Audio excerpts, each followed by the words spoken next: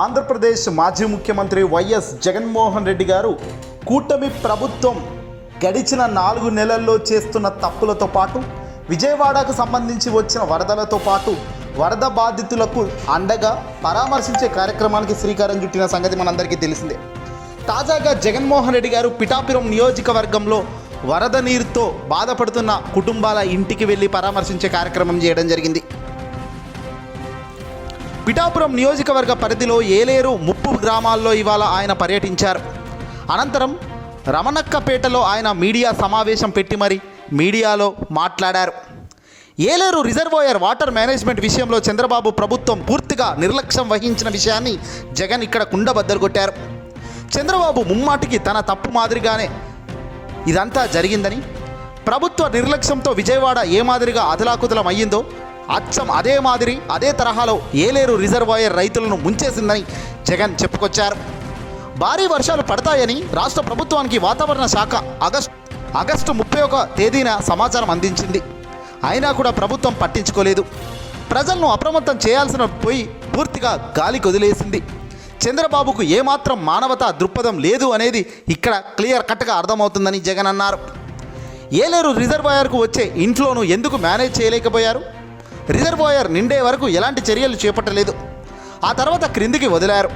ఇది ఏమాత్రం బాధ్యత లేని ప్రభుత్వం కిందికే వస్తుంది. ఇది కేవలం మ్యాన్ మేడ్ ఫ్లడ్స్ అని ఇందుకే అంటారు అని కూడా జగన్ చెప్పుకొచ్చారు. ఇక్కడ జగన్ పదే లేవనెత్తుతున్న పాయింట్ ఏంటంటే, సమాచారం ఒక దగ్గర నుంచి వచ్చినప్పుడు అలర్ట్ అయి మేనేజ్ చేస్తే ఖచ్చితంగా ఇంత దారుణంగా ప్రజలు బాధపడే పరిస్థితికి వచ్చేది కాదు.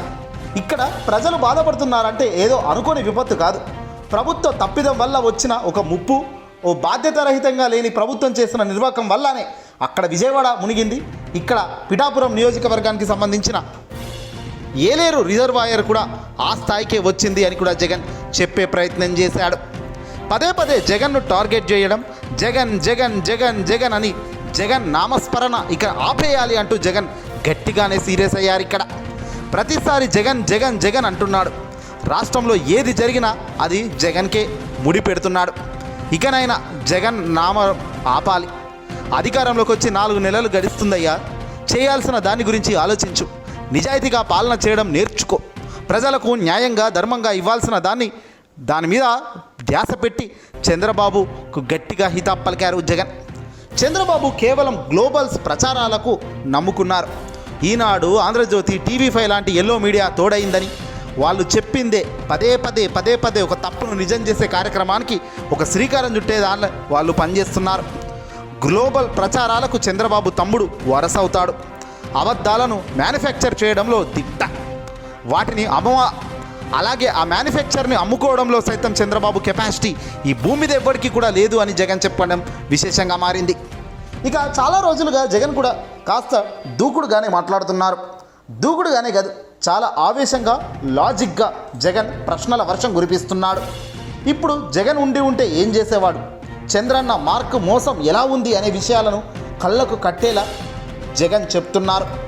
ఇప్పుడే కనుక జగన్ ప్రభుత్వం ఉంటే రైతులకు పెట్టుబడి సహాయం అంది ఉండేది కదా. సీజన్ ప్రారంభంలోనే సహాయం చేసి ఉండేవాళ్ళం కదా.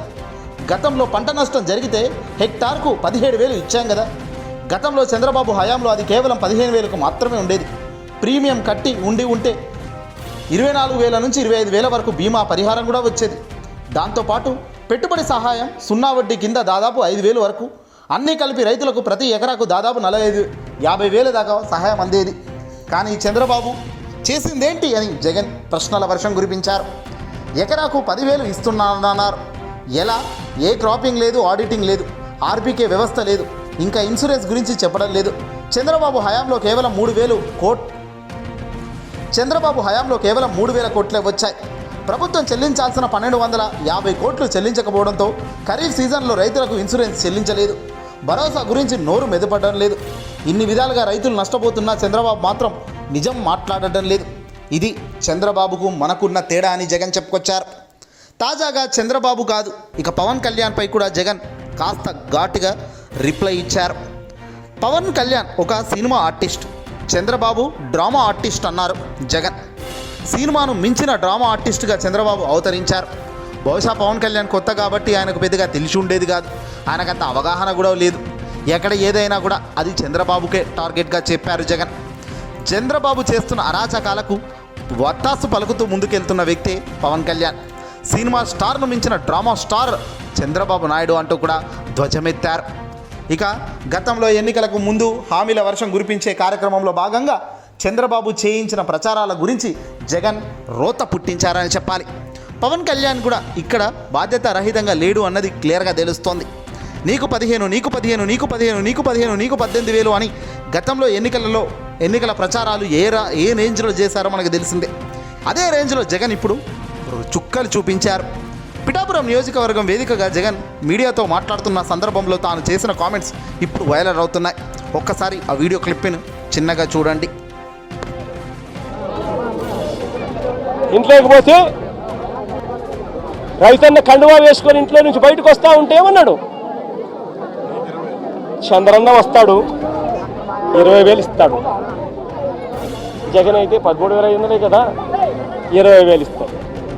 అదే చిన్న చిన్న పిల్లలు కనపడితే ఏమనేవాడు, అదే ఇంట్లో చిన్న చిన్న పిల్లలు కనపడితే ఏమనేవాడు, నీకు 15,000 చిట్టి తల్లి డ్రామా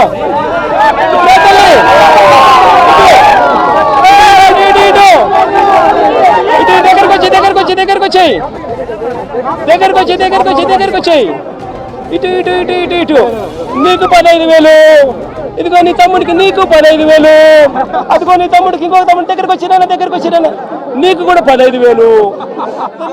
రైట్, చూశారు కదా 15,000, 18,000 భవిష్యత్ ఎలా ఉందో.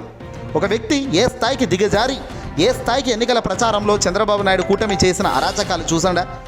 కట్ చేస్తే ఇప్పుడు 4 నెలలు అవుతుంది అధికారంలోకి వచ్చి. తల్లికి వందనం లేదు, రైతు భరోసా లేదు, విద్యార్థి దీవెన లేదు, రైతులకు సబ్సిడీ కింద ఇచ్చే 25,000 లేవు, నిరుద్యోగ భృతి 3,000 దేవుడెరుగా. ఇలా చెప్పినవన్నీ త్రుంగలోకి తొక్కి వాలంటీర్ వ్యవస్థకు 10,000 జీతం ఇస్తూ పెట్టుకుంటామన్నారు. వీటన్నిటిని కూడా పూర్తిగా తోసేసి చంద్రబాబు తన నచ్చిన పరిపాలన చేసుకుంటూ పోతున్నాడు. మరి ఇలాంటి వ్యక్తి తగునా, ఇలాంటి వ్యక్తి సమాజంలో ఉండునా, ప్రజానికమే ఆలోచించాలి. ఏదేమైనా పవన్ నియోజకవర్గం పిఠాపురంలో సైతం జగన్ చుక్కలు చూపించారని చెప్పొచ్చు. పవన్కు చంద్రబాబుకు తేడా ఏమీ లేదని, దొంగలు రాసుకుంటే వచ్చేది దొంగదే కదా అన్నట్టే అయిపోయింది. ఏదేమైనా ఈ వీడియోని అసలు లైక్ కొట్టి షేర్ చేయండి.